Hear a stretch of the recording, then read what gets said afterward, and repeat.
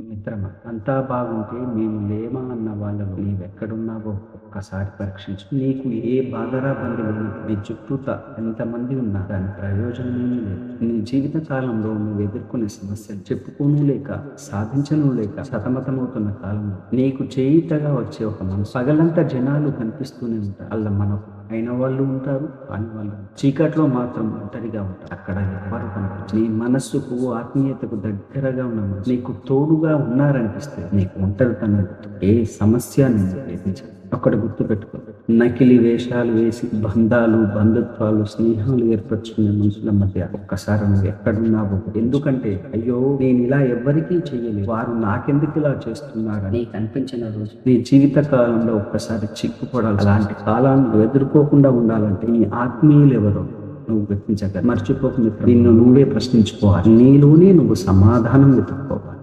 అప్పుడే నువ్వు మనశ్శాంతి మళ్ళీ